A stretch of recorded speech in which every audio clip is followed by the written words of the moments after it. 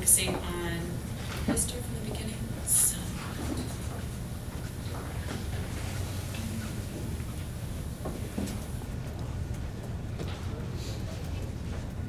okay, start on antibody-mediated rejection. So I kind of had to refresh my memory on kidney transplant because I must admit I don't do kidneys anymore. But I feel like in the kidney arena, as far as literature goes, they have a pretty good, robust amount of evidence to kind of support antibody-mediated rejection and the utility of C4D, etc. And so just kind of looking at the kidney, the criteria that they use for defining that there's antibody-mediated rejection is, A, you have to have evidence of graft dysfunction. You have to have evidence of circulating DSAs. And then there are histologic findings that you look for. So classically would be the peritubular capillaritis, some interstitial hemorrhage or edema, some vascular thrombosis, plus or minus glomerulitis, and then C4D expression, either immunofluorescence or immunohistochemistry in those capillaries. And so this is just morphologic appearance of what capillaritis looks like, and then the C4D expression either by immunofluorescence or immunohistochemistry. So looking at some of the literature that we have within the small bowel, in this paper they were looking at acute antibody-mediated rejection, which their incidence in their 175 allografts was about 10%, and their average occurrence was within the first 2 weeks of transplant.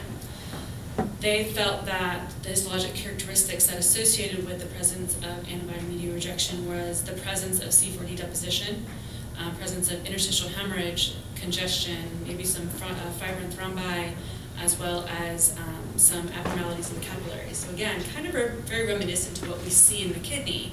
And so I think that there's a lot that we can continue to learn from the renal literature and see how that applies in the small bowel. In their paper, again, the vast majority of those patients had vascular alterations, and then for the most part diffuse C4D expression, with only a couple having focal expression of C4D. Other things that was associated with a higher risk of developing antibody-mediated rejection was the recipient age, the isolated small bowel transplant patients, and obviously those with the presence of DSA. Marianne's going to talk more about her paper shortly, but she also looked at a subset of patients, pediatric-specific patients, and looked at the expression of C4D and pretty much trying to figure out what would be the determinants of when you would see nice expression of C4D. And again, like we see in the kidney, the biggest finding was, again, the presence of capillaritis being one of the greatest things associated with the presence of C4D. And she'll dive in deeper a little bit more as far as what she found. But these are just representative images from her paper, which really highlights the nice diffuse expression of C4D in those cases where you see the capillaritis, that nice inflammatory infiltrate kind of surrounding those small vessels, areas of fibrin thrombi, ulceration, and again, that nice diffuse pattern of C4D. However, there are papers that contradict the utility of C4D. And in this one paper, they were saying that in their subset of patients, C4D was unlikely to have any utility in small bowel allograft assessment. And in this other paper, same kind of determination in which for their cohort of patients, C4D wasn't helpful. Anecdotally, in our cohort of patients at Duke, I don't trust our C4D immuno. I don't think it's because it's not necessarily useful. I think it's something with the antibody that we have, or maybe the protocol that we have. And that's one question that I think we should maybe come up with is, what is the right protocol? What is the right clone to be using for immunohistochemistry in our patients? So thinking about chronic rejection, obviously this could be a risk of having long-standing either acute cellular rejection or antibody-mediated rejection, and it develops in our patients that have a severe rejection in the first month or so of their transplant, have a high number of high-grade rejection episodes, again, higher risk in the patients that have isolated small bowel transplants, and then some other associated risk factors would be older age of patient, population, non-Caucasian race, or Caucasian to non-Caucasian transplanted organs. What do we see histologically? We see vascular or obliterative arteriopathy. We see submucosal fibrosis, villus atrophy. We can see neural or panicell depletion.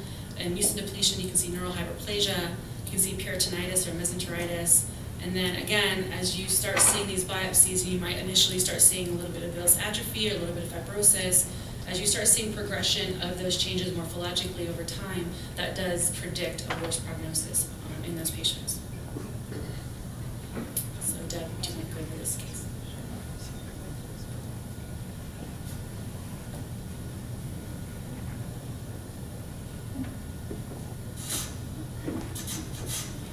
So this was a recent case that we transplanted last fall. This was a patient who was 43 years old. He had a JAK2 mutation leading to portomesenteric thrombosis and Budd-Chiari syndrome with severe cirrhosis. He was on dialysis at the time that we evaluated him. His lab melt at listing was 37 and 39 at transplant. He did undergo a transplant with multivisceral graft, including a stomach, duodenum, liver, pancreas, small bowel, and right colon, and these were all on block, and then he did undergo a kidney transplant as well. He was an ABO-A positive with a donor that was also an A. He had a PRA of 4 and 0 for class 1 and 2 at the time of transplant. He had very low titers of HLA-A antibodies. He had 2 of them, both less than 2,000 MFI. And his cross-match performed retrospectively was T-cell flow positive, although it was B-cell negative. Underneath, you can see he had a number of biopsies starting on post-op day 6, which was indeterminate. We repeated it 2 days later on day 8, was again indeterminate. He had follow-up biopsies that were read as negative on the 15th and 20th day post-transplant. And then he had a series of mild rejection biopsies on days 25, 28, 32, 39, and 46. Again became indeterminate on his biopsy on day 52 and finally negative on day 60. We did do a lot of HLA antibody titers, knowing that he had some DSA, and they were negative throughout the first 30-some days post-transplant. But on post-op day 39, in the midst of all of the mild rejection biopsies, he did show that he had an anti-A3402 with a very low MFI of 3165. On post-op day 50, he had a second one that was positive, a DQ7, also with less than 5,000 MFI. The peak MFI during the follow-up was less than 10,000, although it did go a little higher than what they were here on days 39 and 40 and 50, but he did eventually clear all of the DSAs by month 8 post-transplant.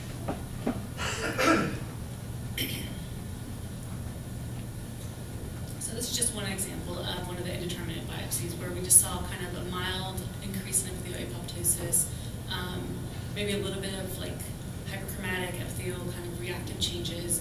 We just left it at indeterminate. And you can click it one more time, I think.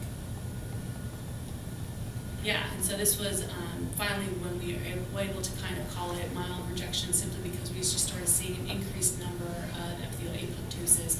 But again, just very mild changes overall, still nice long villi. It was really just the increase in the epithelial apoptosis in combination with what we were seeing clinically. But in this case, despite the DSAs being positive, if you click again, our C4D again was negative. And he was asymptomatic the first 3 times that he had mild rejection and actually did not have any increase in his immunosuppression because he'd had thymoinduction. We were early post-transplant and he was asymptomatic, but when he did bump the DSA, we actually did give him a short course of plasmapheresis, some steroids, and IVIG.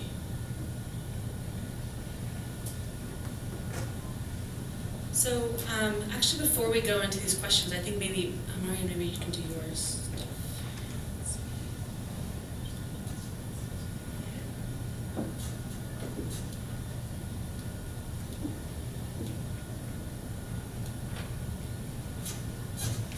Good afternoon, everyone. So I wanted to do a summary and follow-up of the last CIRTA meeting in Paris, where we had a pathology workshop focusing on antibody-mediated rejection.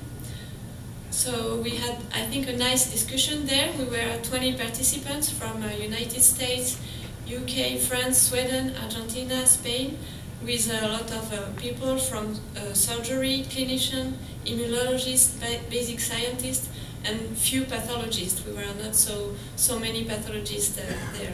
But still, we had a very interesting discussion on ABMR. The program of this workshop was first the presentation of the survey that I sent to many of you, I think, and I want to thank you for all of you who answered, and I'm going to present you the results just after that. Then I presented the study about the determinants of C4D positivity, and with one of the major determinants being capillaritis. And then we had a roundtable with a discussion mainly about ABMR histological criteria.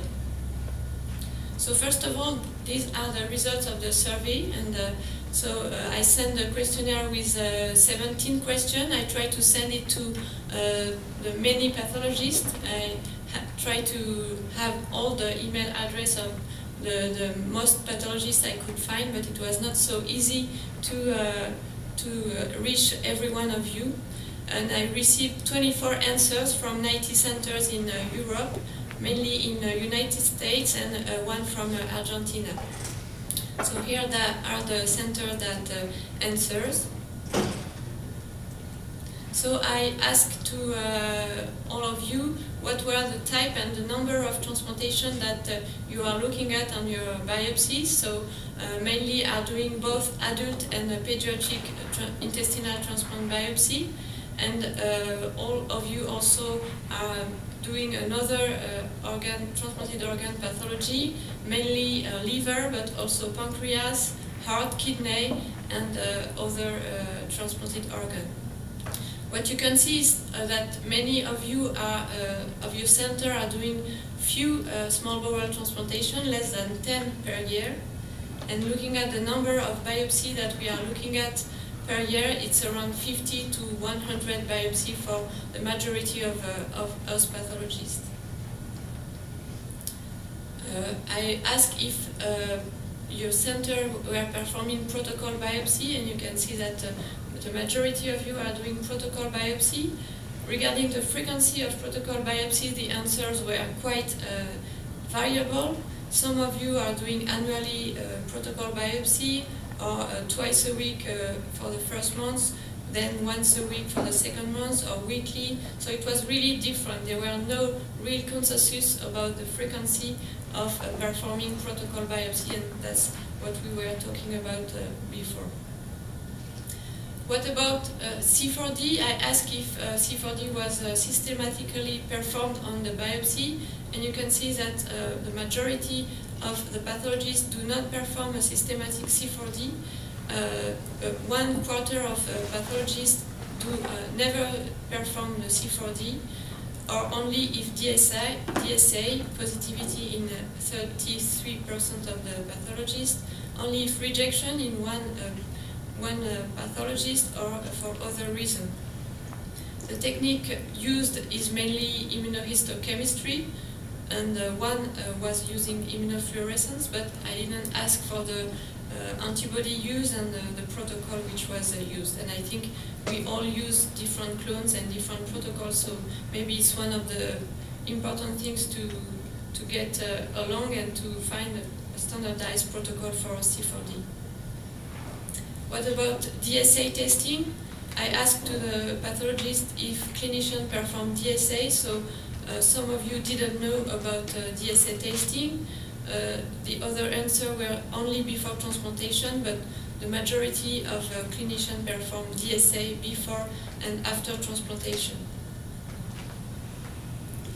When I asked if which criteria we are using for acute rejection, you can see that the majority is using the 2004 ISBTS criteria for acute rejection, except for 3 pathologists. And about ABMR, when I asked if pathologists diagnose ABMR, 10 among the 24 answers do not diagnose ABMR. So I was grateful that almost 20 people were interested in participating to an intestinal pathology working group. So I think you're probably all here in this room. And the conclusion of the survey is that you can see that there is many small centers with less than 10 small bowel transplants per year, and we are all looking at quite few biopsies, 50 to 100 biopsies per year. The majority of us are looking at protocol biopsy and for-cause biopsy, but there is no consensus for the frequency of performing protocol biopsies. The majority is not performing a systematic C4D, but there is a systematic DSA testing, and in 10 people among 24, there was no diagnosis of ABMR which was done. So there is really a need, I think, to gather all of us, all pathologists, to do this working group and to be able to discuss on histological criteria for ABMR, but also we just did on T-cell mediated rejection. And I think it would be really interesting to do a reproducibility study for all these rejection criteria, and mainly I would like to do a reproducibility study for the capillaritis that seems to be associated with positive C4D, but it would be interesting to reproduce these results. So then after this presentation at the pathology workshop in Paris, we had an interesting discussion about this ABMR criteria for ABMR diagnosis. So we talked about the intestinal capillaritis. I presented the study that Diana just showed you, and where we found that in a multivariate analysis that the main histological features associated with positive C4D were the lamina propria inflammation, the presence of an ulceration, the presence of a chorion edema, and mainly the presence of intestinal capillaritis. Liver transplantation was almost associated with negative C4D, the protection to have positive C4D. And I will be presented tomorrow this study at the pancreas session. If you want to have more details about this study, I also have the slides. If you want, I can show them to you, but I will present them tomorrow. We also had a discussion about C4D, and mainly about specificity of C4D and the relation between positive DSA and C4D, the difficulty of interpretation of the C4D, and the need for a standardized protocol. Regarding specificity, for example, in our study in pediatric small bowel transplantation, we had 23 patients, 20 of them had DSA, and 3 were DSA negative, but we had some patients negative for anti-HLA DSA, which had a positive biopsy for C4D. So the specificity is not perfect, or maybe they had a non-HLA DSA. We also had patients with positive C4D, but with positive DSA, sorry, but no biopsy with a positive C4D. So it's not because you have DSA that you will have a positive C4D. We also, someone raised the question about the interest of doing C1q fixing DSA testing, because all DSA are not equal. Some of them can fix C1q. Maybe these are the DSA which are pathogenic. Or another question raised at the workshop was the need for another endothelial marker. Do we need to perform CD31 or CD34, for example, to see better the capillaries and see the inflammatory cell within the capillaries? And someone also raised the problem of secondary changes due to the biopsy itself, for example, edema, extravasation. Can it be due to the biopsy itself, the performance of the biopsy? So how can we move forward? I think it would be interesting to discuss about input of molecular studies. For example, the nanostring technology. Will it be interesting to perform nanostring studies to find the molecular signatures of ABMR or TCMR in those biopsies? And we probably also need for reproducibility study on those features, TCMR and ABMR, that we talked previously.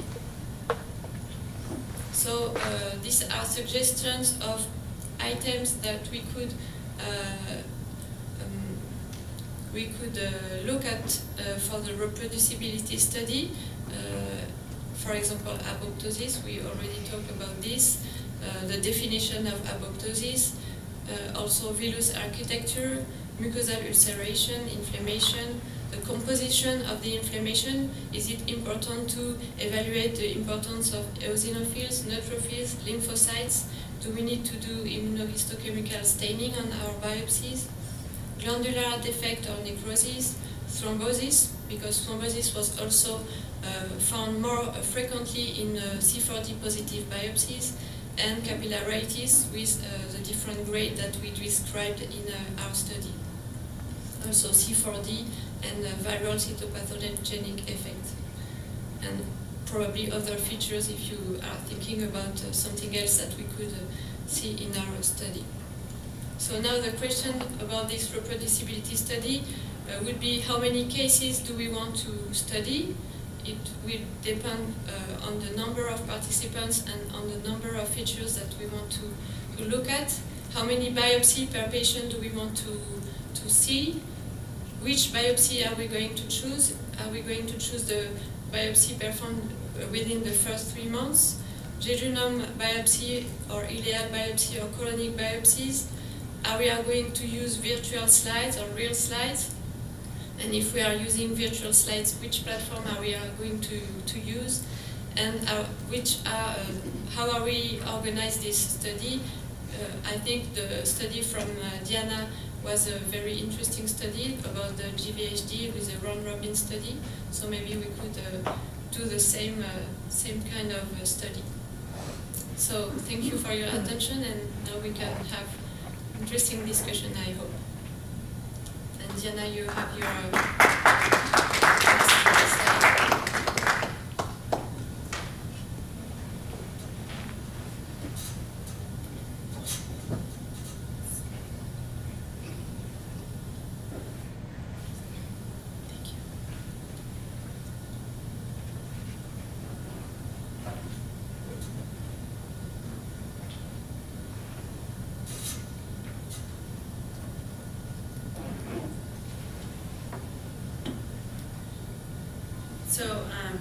thank you, Doreen. So these are similar questions to what she just raised to the group, right? So, do we have diagnostic criteria that we all agree upon as far as how do we call antibody-mediated rejection in a biopsy?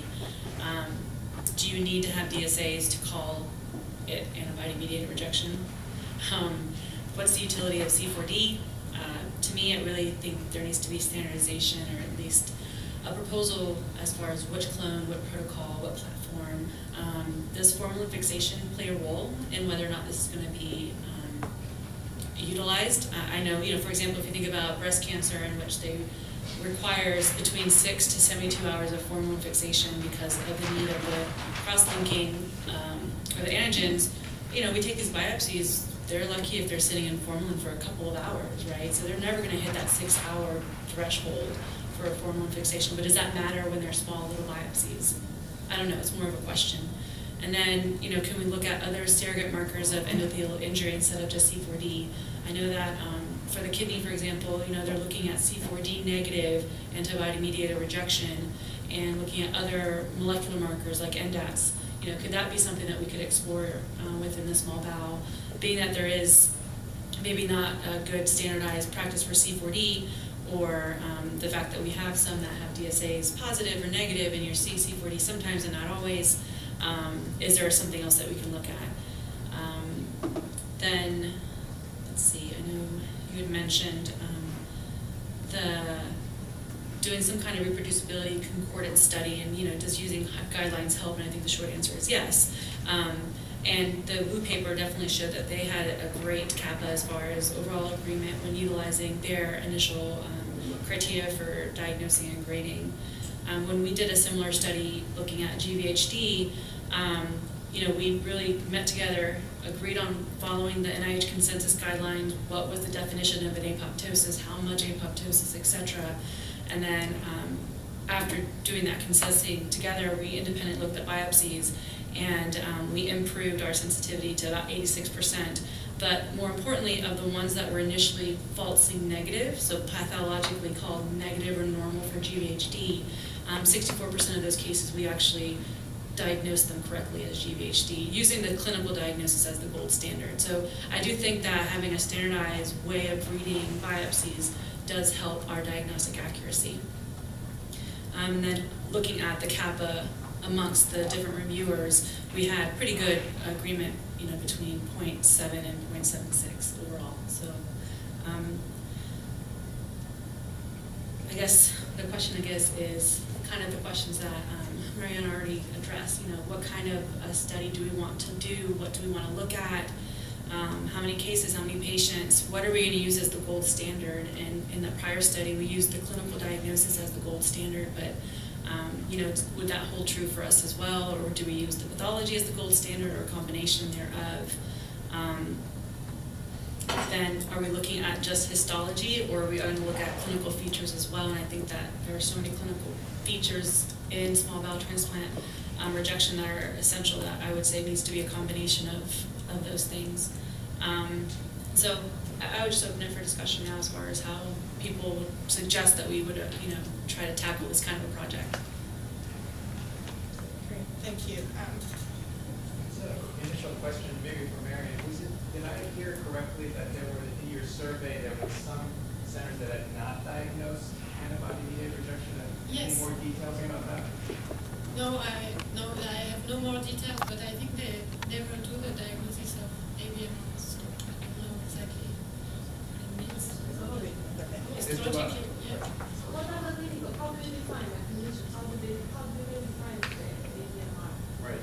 Okay, that's a good start. Yeah. Okay. Definition of ABMR.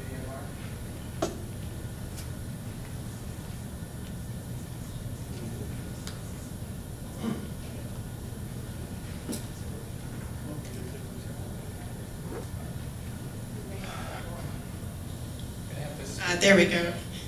Sorry.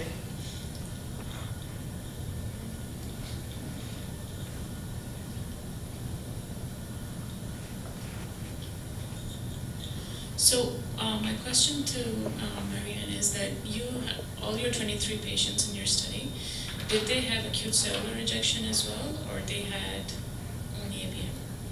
No, most of them had acute cellular rejection in the same time. So they had more severe rejection. Moderate or severe rejection was more frequent in patients with C4D positivity. So, and usually it was mixed rejection. Mixed. So would you say that most of the patients who do develop moderate to severe ACR, then you would recommend doing C4D on those patients, right? Testing, yeah. Would you suggest any of your patients had mild rejection and had C4D positivity? Yeah, also I had all kind of combination. More frequently it was associated with moderate and severe, but sometimes we had only C4D positivity and normal biopsy. Then we had rejection on the following biopsy. So it was not always, everything was not always associated in the same biopsy. Thank you.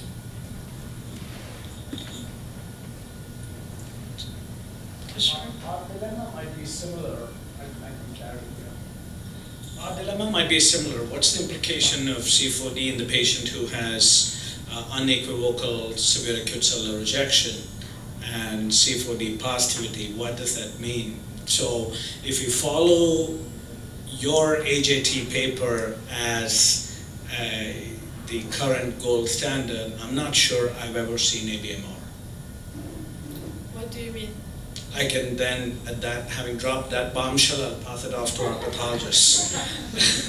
So if I see C4D in a patient whose biopsies show classic severe acute cellular rejection, and then see some C4D in the absence of any capillary changes, I'm not sure what it is that means. Is that even of significance or an incidental finding? We sometimes in the sick patient throw clinical treatments in the presumption that the C4D might have some clinical significance, but I'm really not sure it has. Do this patient have DSA? Do you have a rising DSA titer in that patient? So this might become a longer answer, and you can stop me anytime, but we're really troubled by this whole discussion, because the ultimate event, I talked to George this morning, the ultimate event that matters to us is only... Smart person, but I'll form against such odds. That it's only graft loss that matters, or patient survival. Everything else, so we think mitochondria doesn't matter, so a straight finding of a C4D, if it doesn't have impact on graft loss, doesn't matter. And so we should guard something in the common we should guard against overtreatment. But we found in our study, at least, I don't know if it's true, but we found that patient with more than 30% of biopsy with positive C4D had a worse graft survival.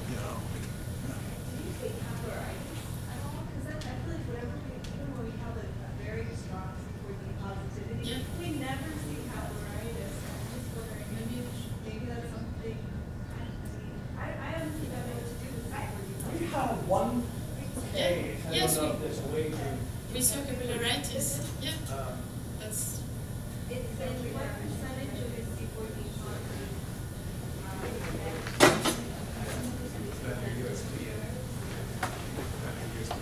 But that's. The struggle there is we're now talking of an antibody. I might be asking a very naive question. We're talking of an antibody-mediated event in the setting of severe acute cellular rejection, and we're using a bystander without clear pathological evidence of consequences of that bystander being C4D. What do I make of that? I think we have to report. Everyone has to report capillaritis, C4D, and then we will see the outcome, and we will see if it really means something. But we need to start from somewhere to see if it's important or not.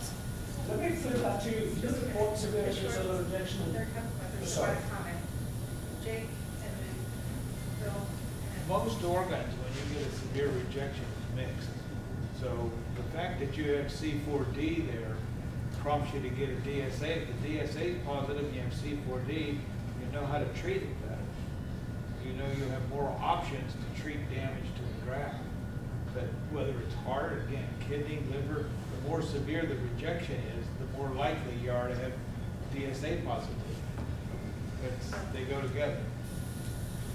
To reiterate that, I agree, but let's take away from the severe rejection episode. Let's talk about somebody who's got a rising DSA titer and graft dysfunction is starting to show up.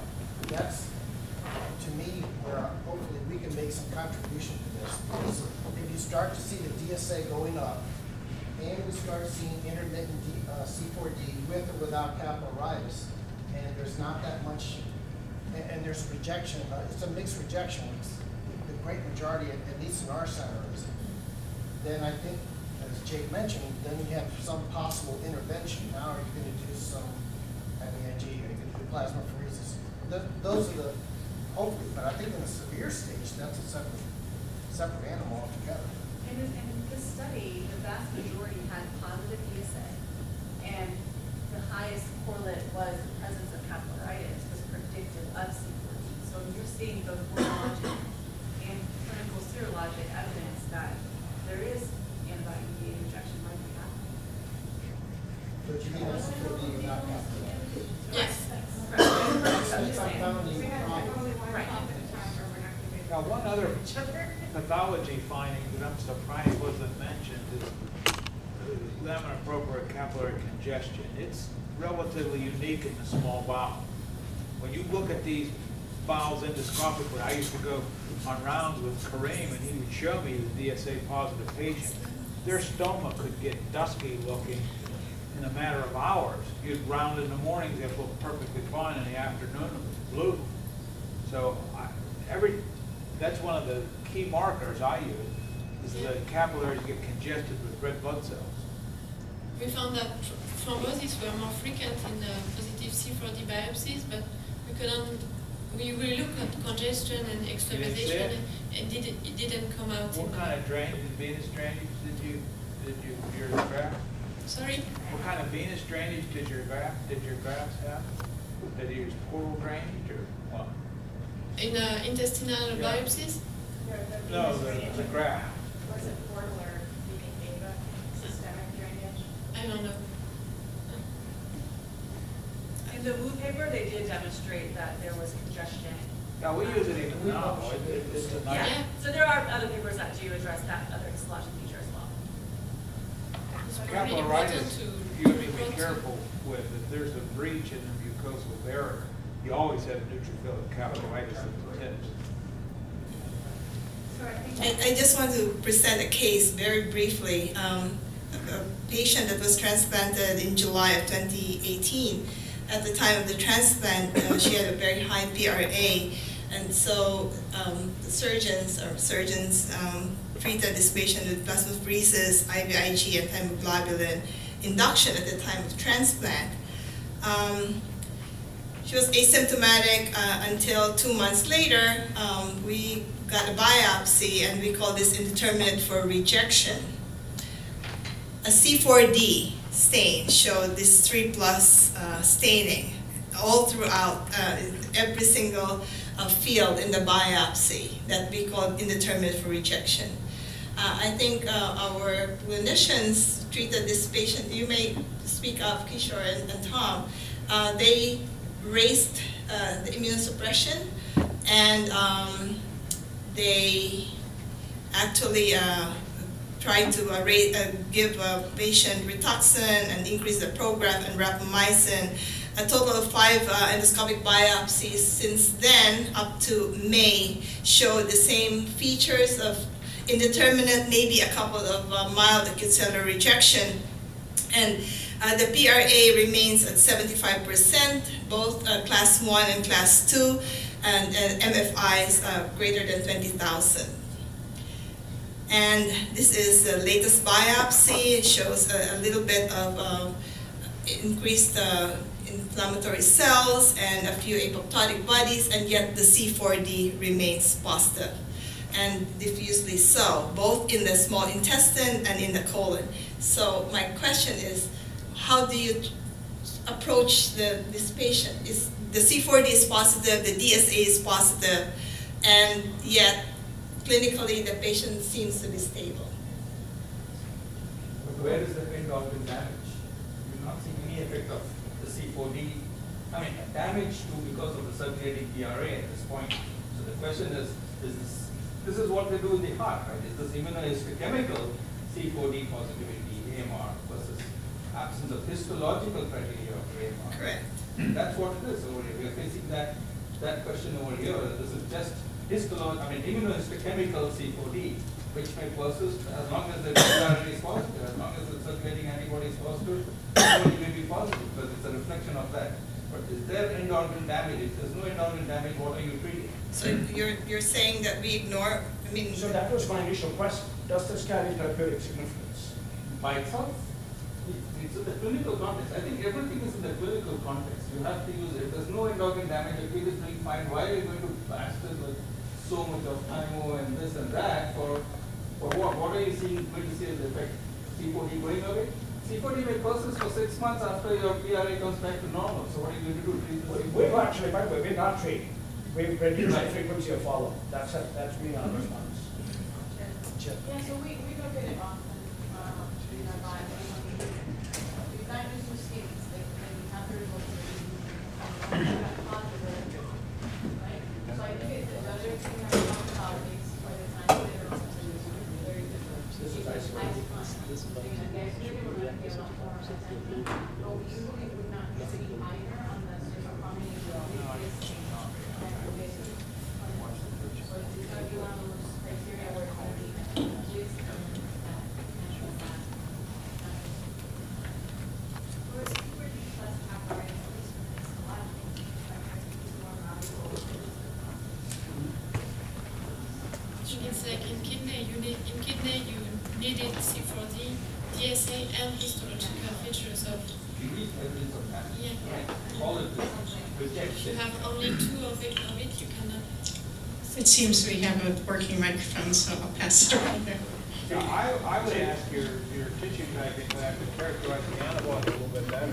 I agree with what's been said, if there's no damage, I wouldn't treat, but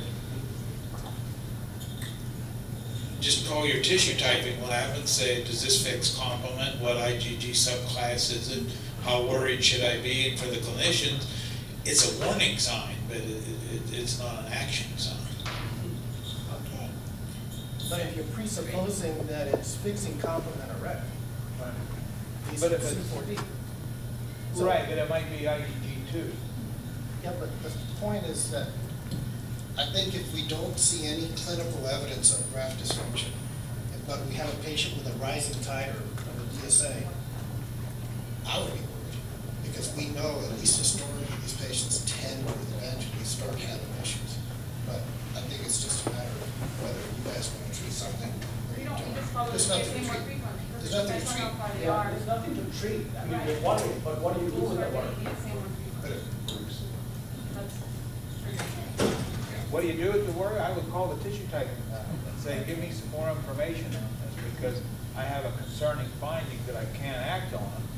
But to turn a blind eye to it, I don't think is the right approach either. I mean, if this was a family member of yours, and the pathologist didn't tell you there was a C4D all the time, and something happened, would you be happy? Yeah. I think it's worth reporting, but I don't know if it needs to be, I don't know if it needs to be in the criteria for antibody-mediated rejection. You report it, but if there's no histological evidence of damage, then it's something just to know and follow, and not necessarily something to act on. Yeah, It but doesn't I don't think any organ has the criteria of AMR based on C4D alone. I'm not aware of it. Right. Right. So it's always worth mentioning, but if we're going to build criteria, definitely other. And the majority have to have clinical evidence of anti-graft antibodies. So, be it HLA, non-HLA, whatever. But I think that's the other issue too. You have to have some kind of So if this adjustment. gets example on longitudinal subsequent values showing the worsening. So I'm seeing some consensus that this case would not be considered antibody-mediated rejection. It raises a lot of red flags in everyone's minds, but this would not meet the definition because of the absence of injury. Would you agree with that? Yeah. Will anybody here treat this patient differently? Clinicians, based on what you see? Rob? We've given IVIG to some of these patients, and I think if they're within the first year out, and I think it depends on how we define graft dysfunction, because it can be as subtle as you examine them in clinic and they're a little bit distended. They may not be having diarrhea. Maybe it's the teen who's been non-compliant. We need to improve their adherence or up their goal. But we've certainly used IVIG for some of these types of cases. The long-term, I agree with your comment that long-term patient IVIG, I think we've not had any success.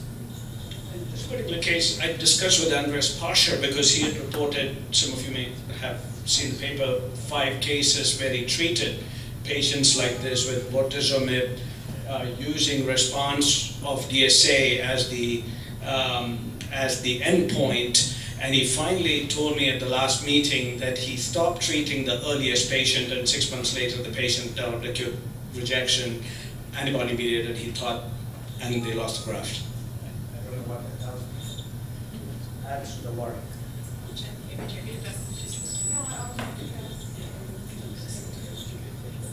As Rob, which is that we do use a lot of IVIG to try to get rid of the DSA and even rituximab, but they always come back.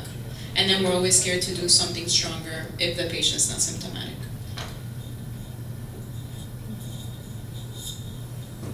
Any other comments on that? A question, is there any lessons, I think certainly our kidney colleagues do treat DSA and do treat early, probably more likely than we do, and I wonder if the pathology community or any of the other kidney colleagues can comment about parallels between treatment of DSA and C4D without significant damage, if that's been proven. Jake, do you have a thought? I don't think any organs that I know of treat isolated DSA. I'm not aware of. I think you said you're not aware of people treating isolated DSA Right. without injury. Sorry I didn't get back to you quickly enough. Any other comments? Is there any lesion on other vessels than the capillaries in the lemon propria? I mean, You mean the submucosa or? yeah, vessels in submucosa. Did you find any lesions on those small vessels on the submucosa as well? Usually our biopsies were quite superficial, so we. No, I mean sometimes. Sometimes we saw Yeah. thrombosis, yes, in the vessels in the submucosa. Okay. Yeah.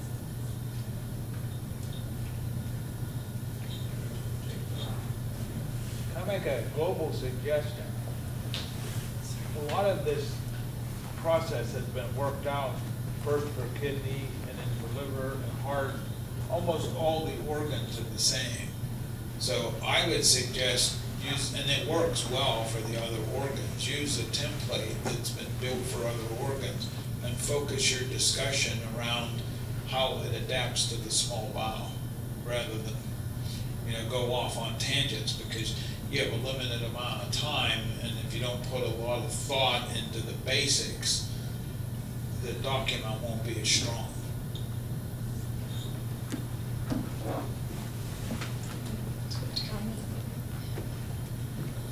I think one of the areas that Deanna had brought up already is perhaps standardization of the C4D. I wonder if anyone wants to Maybe we should address that. ask the audience if you agree to do systematic C4D on the intestinal biopsies. Maybe we could start with this. What do you think?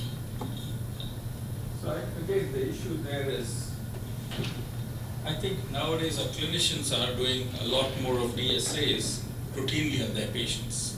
So it can come from them to us that they have a positive DSA. That's a good reason for me to do try C4D if there's rejection or not, to see if there's C4D expressed or not. But in the absence of a DSA, to just do C4D on every biopsy, we stop doing that for even on the heart biopsies.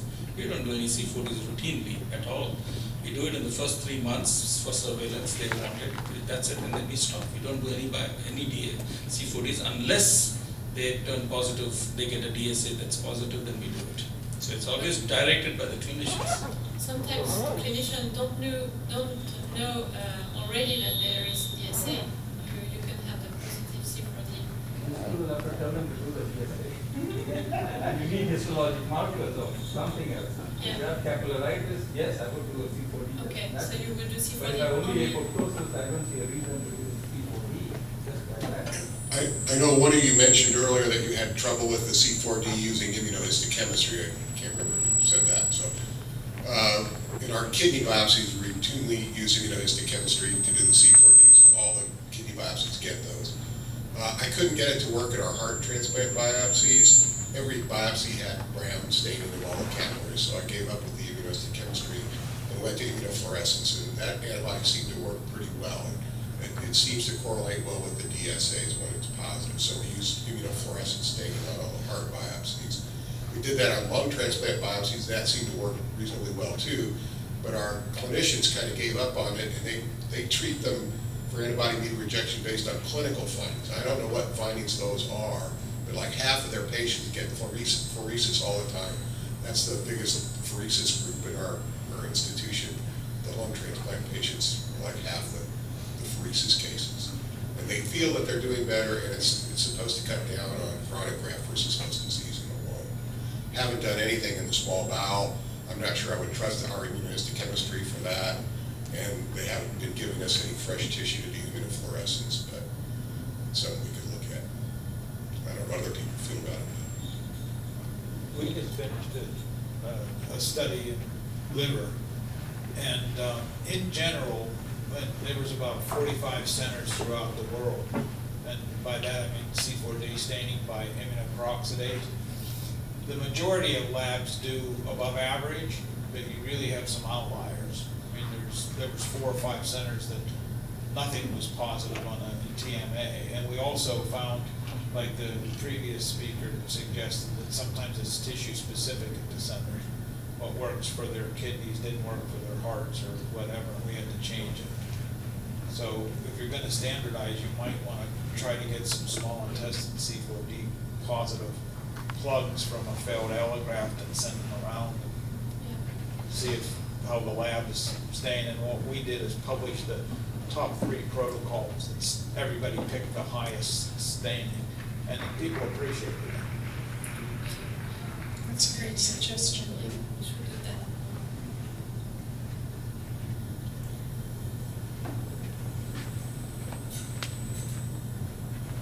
Deanna, did you have something? I was trying to pull up a chart of, because it was a great idea, like pull up the kidney or pull up the heart, how they grade as far as antibody mediated, and I couldn't find it. Well, the TPIS site, do you know that one? It's a Pittsburgh-based site. Yeah, that's what I was on.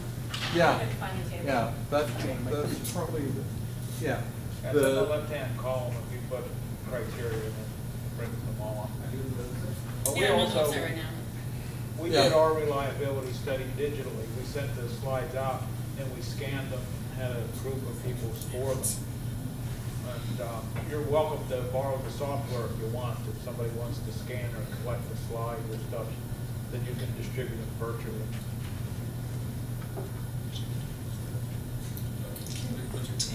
Can you get that to display?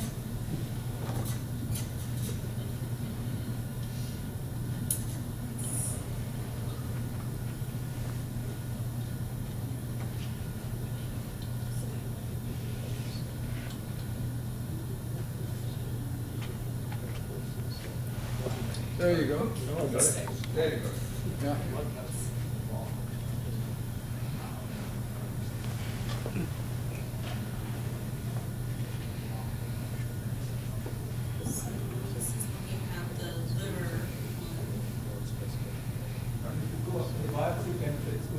So I think there's something called schema. The classification schema is Yeah. components. So which one do you want to look at the kidney? Yeah. This is the old. What are you looking for? A sort of model as you All the suggested. Yeah. Right. The scoring criteria for Banff is under Banff kidney components. So under classification schema, and it says kidney components, Banff, and it goes through the PTC. Yeah. And the G. That's what I'm on, right? Yeah. Yeah, okay. Okay. Is that injectable? All right, so it's looking at adequacy, it's looking at inflammation. Yeah, I think the concepts are similar, but you just, as a group, have to decide how that fits with the small bowel. You know, they use maybe 2 or 3 lymphocytes or inflammatory cells per capillary, up to 10, or stuffed full, or whatever. The heart does the same thing. The liver That's does. what we use in our study about capillaritis. We use exactly the same criteria that for kidney, Right. for example. Yeah. The same for C4D. We use the same cutoff that for kidney transplantation. Right. Yeah, I think you just have to adapt the conceptual framework because all the organs are, the grading systems are conceptually similar. We would need DSA and C4D and then histological features of microvascular inflammation or injury, such as capillaritis, then thrombosis, I don't know. Yeah, we added one more in the liver because we wanted to make sure that early introduction of criteria for a specific diagnosis should be stringent so people believe in it. When you make the diagnosis, the specificity is very high. So we added, for liver, we added the criteria that you should reasonably exclude other insults that might cause something that looks vaguely similar, but there's not too many things that look similar to this in small bowel.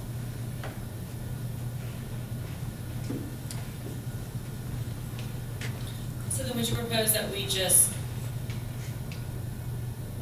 document what we're seeing, or come up with a schema that says, all right, well, if you're seeing the capillaritis and you're seeing C4D, you know, at least a grade 2 or 3, then, and positive DSA, that you would say highly suspicious for antibody-mediated rejection?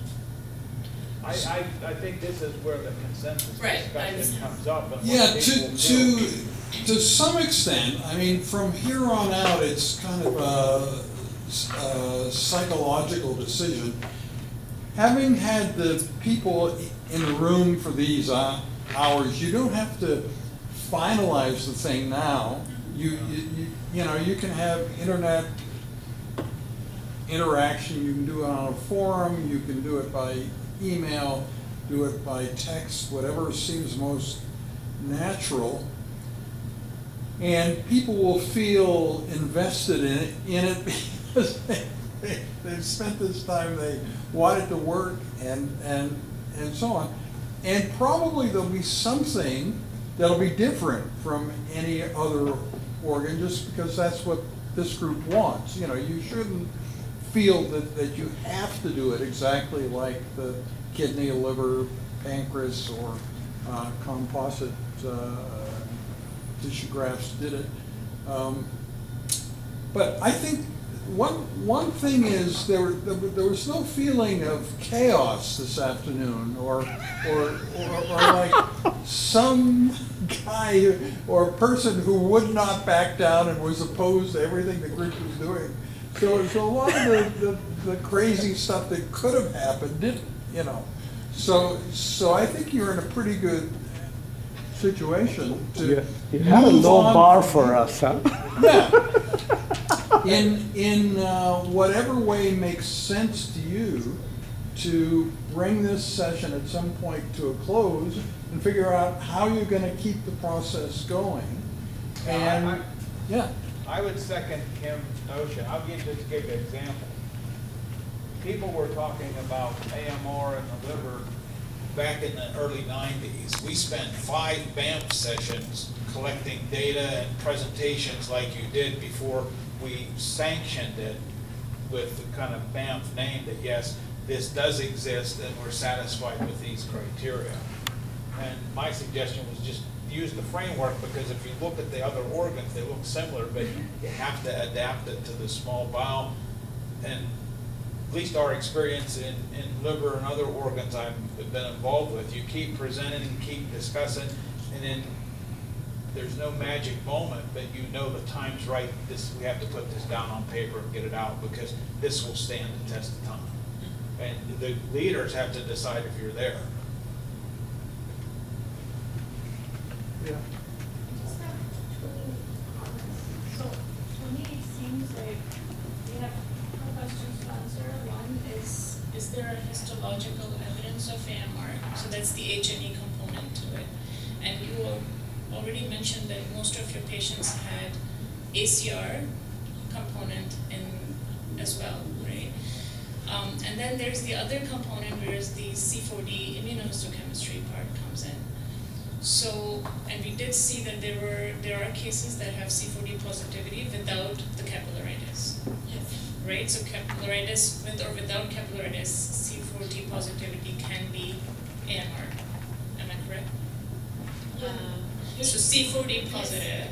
Yeah, sure. With or without capillary, like obvious capillaritis. If you have other features, for example, ulceration, we found a lot of ulceration too, thrombosis or severe rejection with C4D.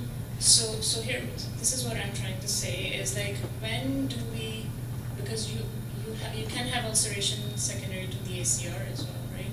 Yes. So when do we decide as pathologists that this is a case where we should do C4D? I'm talking about when we don't have capillaritis. I think we should do C4D on a systematically on all biopsies, but so this is where I was trying to get at. So we probably have to have a consensus on the first point, that are we going to do C4D on protocol biopsies that have moderate to severe rejection, the ACR component, and then we do C4D with or without capillariness? Or are we only doing? I would do it, but I know that people are not agree. What about this? I don't agree only because you get so many biopsies. You'll be just making a lot of money out of it. And recently we should be charging those patients. So the question though is whether or not you do it on every single biopsy or only the ones that have other signs of injury. I would go with it. I mean, I would go with no. But it's also For because case cases, need cases. I would tell you. Or potentially in every patient with DSA. But you were calling yours not rejection. So Correct. You're We continuing to do C4D staining on those that have DSA. we are, but the problem is we don't know what to do with the information. For example, for I think in this situation it is correct that they should be doing the C4D only because we want to see if there's a disparity between the PR and C4D at some point or whatever happens. It's not a usual case. They're not facing a usual case. They're facing an isolated instance where PR is persisting forever and so is the C4D without any original. So they can probably justify to do it at every biopsy. But I don't think that that's the usual case. But if we want to understand the whole picture of what we can have on all of intestinal biopsy, I think we should do it on a systematic basis and see the different categories that we have. For example, in kidney there is the category isolated C4D, and we don't know what to do with this kind of biopsy. But we have to know if it exists in a small bowel. It does exist. Yeah, yes, we know, but we have to do it on a systematic basis just to understand better the whole thing. But that should be done as part of the study, not as part of the clinical diagnosis. Yeah, maybe we could start with a study on like for example, during 1 year we do it on all the biopsy and see what happens. We may not be ready to have all the criteria for ABMR. In liver transplantation, when patients have severe rejection, the C4D staining we know can be falsely positive.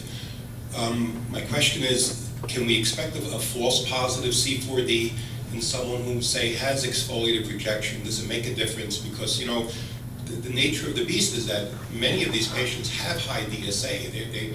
They're sensitized going into the transplant. So I'm not sure that you could use that as a strict indicator that they could have AMR. So can you have a false positive C4D stain in severe rejection? How do you know it's false positive? What data do you have that it's false positive?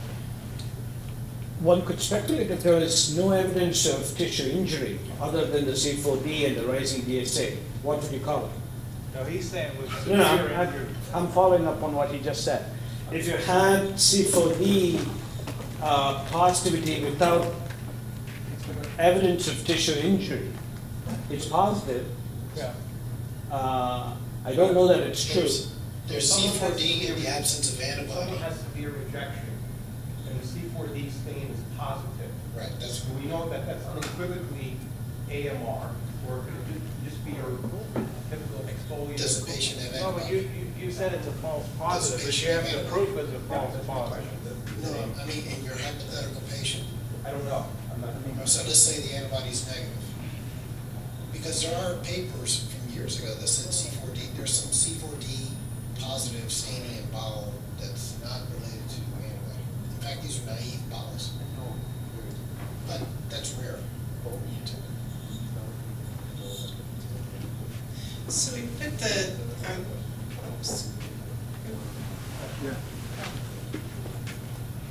So I just wanted to say that we in kidney had a number of instances where things were proposed and we agreed to look at them for 2 years and they were unresolved at the end of 2 years, so we looked at it for another 2 years and then accepted it.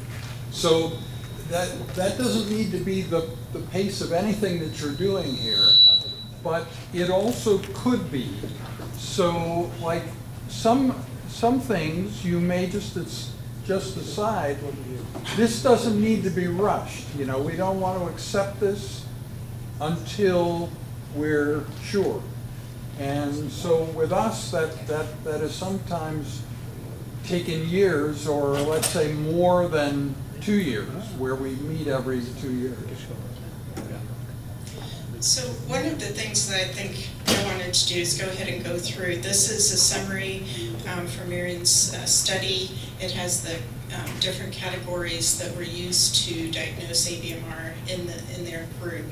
And I thought maybe we can either go through one by one, or if there are specific areas that people have, you know, suggestions for alterations, but wonder if we should start with this as a proposed definition, and as Kim just mentioned, perhaps going over the next couple of years to find whether or not we have it right. Do you want to start? So for example, in a C4D positive biopsy, we found significantly more frequently ulceration and mucosal erosion. We also found more lamina propria inflammation. There were more thrombosis, 15% versus 5%, and it was significant. Also more gland necrosis, and this goes with the fact that we found more severe and moderate rejection in positive C4D biopsies, and also capillaritis was also more frequent, severe capillaritis, 40% versus 18% of the biopsy. So capillaritis was also more frequent. So what we found is, our impression is that thrombosis, capillaritis, and more severe and ulceration were more frequent in C4D positive biopsy. So maybe this could be features that we could find in antibody-mediated rejection or mixed rejection, because I think there is a lot of mixed rejection.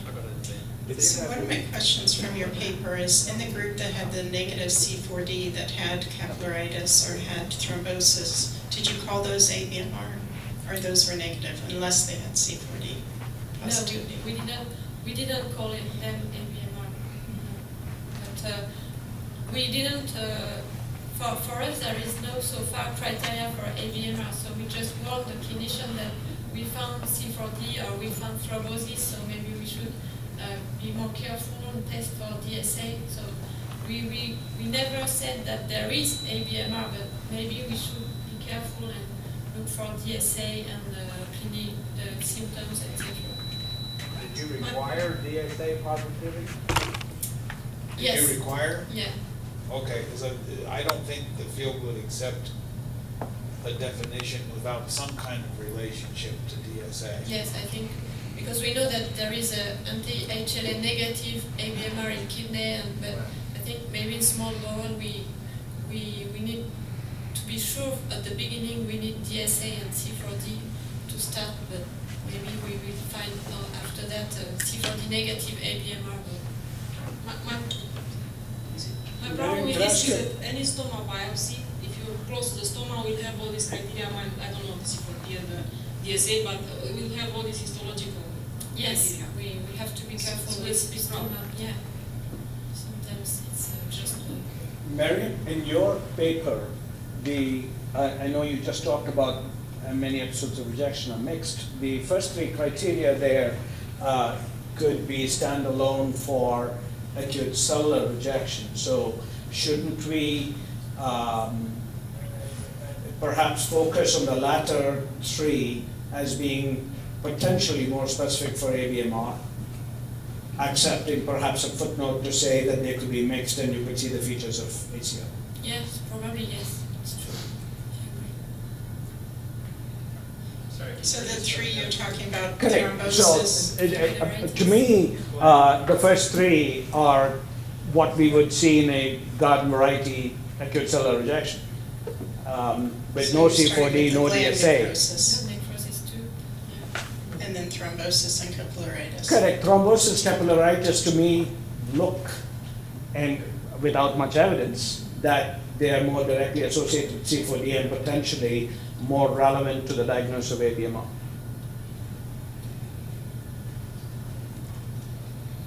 Is there like a nice key group of patients that are rejected, antibody-mediated rejection,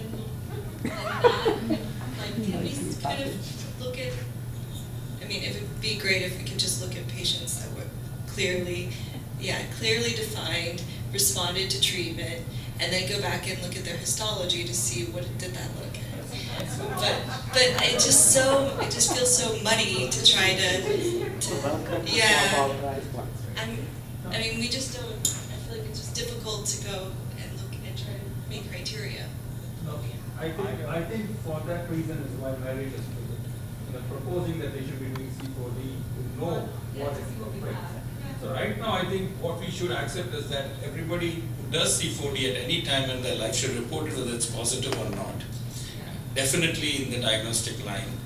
And then of course alert the clinician to do the DSA and correlate. And if the DSA is positive, maybe you can put that 2 plus 2 together and say that this is suspicious for, or if there's histological damage, then it's definitive for ABMR. So I think we might have to do it in a stepwise manner at this point, since we don't have definitive criteria and not too many cases at this point, really speaking. So till we know what it is. And then of course if there's ACR, we report ACR all the time. So it could be ACR plus positive C4D. So you may have to just do that and take it in a stepwise manner and see how many cases you can pull together the next meeting that was ACR plus C4D positive, what type of ACR, and how many had capillaritis, thrombosis, and build on the criteria as we go forward, either through email or through these meetings. Yeah, sure. It would be I agree with the last commenter, and that if you don't have experience in seeing cases, it does look very muddy. Because when we did the reliability study for C4D staining in AMR in the liver, I got like 10, 12 emails. Oh my God, Jake, I never believed this occurred until I saw it. Now I know what it looks like. So if you don't have a lot of experience with this, you do think this looks kind of confusing. But once you recognize it and see it, it becomes more obvious. So having classic cases that you share on the internet would be ideal. Yes, and I think just to follow up on Jake and Ranga, I think this would be a helpful situation if we could review 10 to 15 cases together, or 5 cases on a webinar of some sort among this group, and then have, with the information, at least of the tissue, the DSA, and the clinical story, and then have a discussion around how we would classify those cases, and then use that perhaps to guide the discussion of next steps. I can find some cases in our study, sure. So I just wanted to point out some sort of historical facts that you may find amusing. PTLD was a failure of the Banff process. I don't know if it was my personal failure, but in some rather spectacular ways. Like we were doing what you just suggested, which was get people around a multi-headed microscope and look at cases together. And we had a whole bunch of cases that were unequivocal C4, that were unequivocal PTLD. We had the most famous renal pathologists in the world, and they were all saying we could not diagnose this. So that was kind of a moment. Then I thought, well, it's time for medical politics, you know. And so let me get experts on lymphoid diseases and bring them to Banff. And that failed in a very spectacular way, because the lymphoma experts said that if they knew that I wanted them to talk about the difference between PTLD and rejection, they never would have come. This completely boring subject. It's ridiculous that any human being spent time discussing this. And so they just wanted to come and talk about types of lymphoma, which is a love affair of theirs. And yeah, so luckily, even though that part of my medical politics completely failed, PTLD, for a lot of other reasons, became less common. So there were fewer patients dying of it. It was just less of a problem. But it was really spectacular how that failed. So you may have other things like that. where most things, looking at cases together, will work just great. But every now and then, there'll be a moment where you realize the most respected people in your field, all of them, cannot diagnose something new that you're faced with. So I just wanted to raise that. I think we're going to go ahead and wrap up this session right now and then move on to the discussion of next steps. And so I'm going to turn the mic over to George to discuss that. Great, thank you, Deb. Thanks, Marianne and Deanna, for that great discussion. So at least summarizing two outputs from this meeting. One was the summary of session number 1, where we'll send out a revised schema for classification of acute cellular rejection using the input that we generated today. And the second, I think we heard, is if we can help work with Marianne to set up a case discussion via webinar in the near future, and then use that to inform our discussion. And I think all of the team members here, plus others from our institutions, can participate in that. Are there other? We do want to summarize this in a report of this output from these discussions, at least in relation to part 1, and a summary of the material that was presented from an informational background basis. I think that would make a good draft of a document. Are there other key questions that the group wants to put on a list for topics to tackle over the next year? We do have a pediatric intestine meeting in Toronto with co-sponsored by Toronto and our Pittsburgh Children's Program, that will give us an opportunity to have a follow-up workshop like this in June of 2020. And then we have the IRTA as well as future Banff gatherings. If they'll have us back, we'll be back. Great. So let me just take a moment to write down 3 or 4 or 5 topics that we haven't touched on, and I'll just open up the floor, and then we'll wrap up for dinner. Topics that I think Deb already slipped out. I just wanted to thank her. She had a plane to catch, so I think she is on her way. But let me just open the floor for 5 minutes. In the intestine, what did we not cover that you think is critical that we should note? Phil? Molecular markers, and I think that's an area that certainly we're exploring that in kidney, and there's lots of studies suggesting that there's some utility as a supplemental adjunct. We've been doing that with paraffin-bedded tissue and looking at classical markers for ABMR and ACR. So I would love to hear the experience of others or thoughts of others. Yeah. So I'll take a couple minutes. Other experience here, around the room with other markers from a molecular diagnostic point of view for rejection.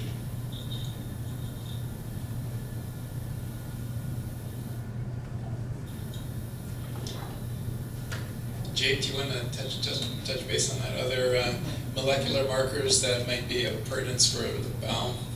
Yeah, Thank you. I don't have a molecular marker, but just we have a NanoStream platform in our lab, so I think it would be probably a great new technology to apply on the small bowel biopsies. I would probably.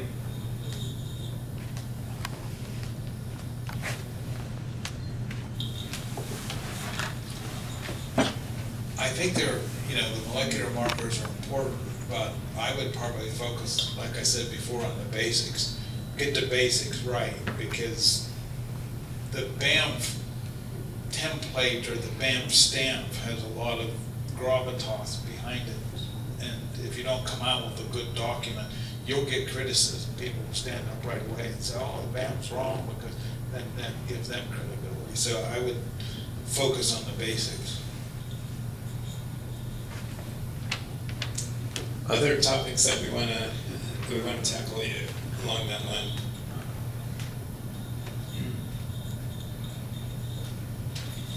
We mentioned this at the beginning. You know, what role, if any, do colonic biopsies or jejunal biopsies play, especially if there's a differential in the histology? I mean, we're generally getting ileal biopsies, but often we go down and we do an enteroscopy and we get jejunal biopsies as well. Sometimes there are disparate findings. I think that's important to the clinician to know. Others?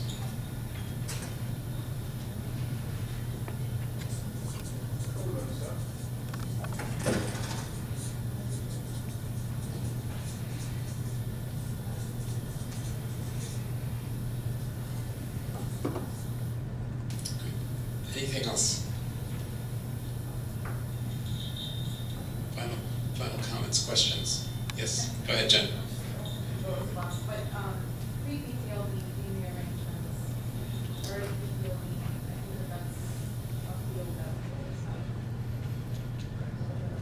Early PTLD.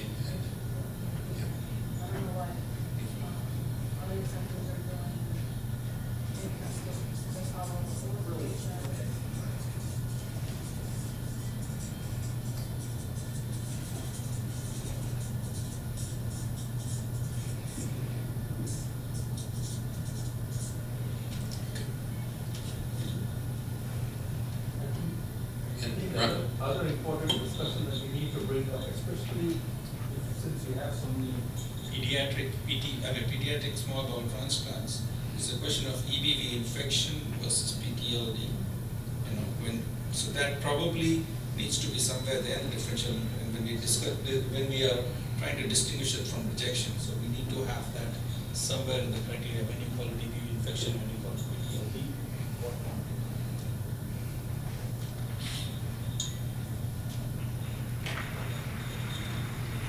That's probably work for the next 5 years, what we are putting it together. But one thing that we don't discuss at all is the IBD-like changes, the chronic ileitis that all of us see. We don't know how to call it even, but it's definitely responding to immune suppression.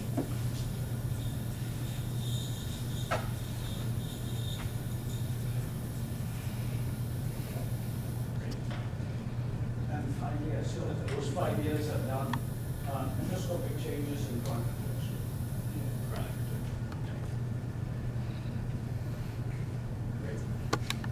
That's the opposite.